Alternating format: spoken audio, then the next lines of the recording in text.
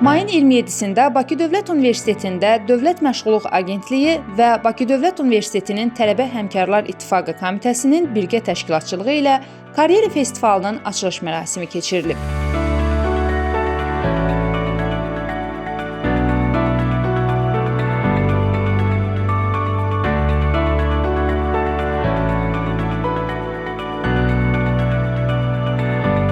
Bakı Dövlət Universitetinin rektoru Elçin Babayev tədbirin təşkilinə verdikləri dəstəyə görə Dövlət Məşğulluq Agentliyinə və iştirakçı şirkətlərə təşəkkür edib, tələbə və məzunlara uğurlar arzulayıb. Festivalda 100-dən çox işə götürən tərəfindən 1200-dən artıq vakansiya və 500-ə yaxın təcrübə və təqaüd proqramı təqdim olunub. Bakı Dövlət Universitetinin Karyera və Məzunlarla İş Mərkəzinin direktoru Qəşəm Məmmədov bildirib ki, bu il tədbir yalnız sərgi ilə deyil, eyni zamanda 6 fərqli məkanda paralel şəkildə təşkil olunmuş workshoplar, tematik diskussiyalar, təlimlər və seminarlarla zəngin olub.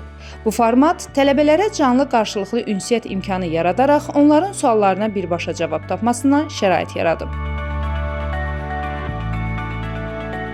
Qəşəm Məmmədov həmçinin qeyd edib ki, Karyera mərkəzi tələbələrinin əmək bazarında rəqabətə davamlılıq səviyyəsini artırmaq üçün fərdi inkişaf planları, mentorluq proqramları və soft skills ünsiyyət, liderlik, vaxtın idarə olunması təlimləri təşkil edir.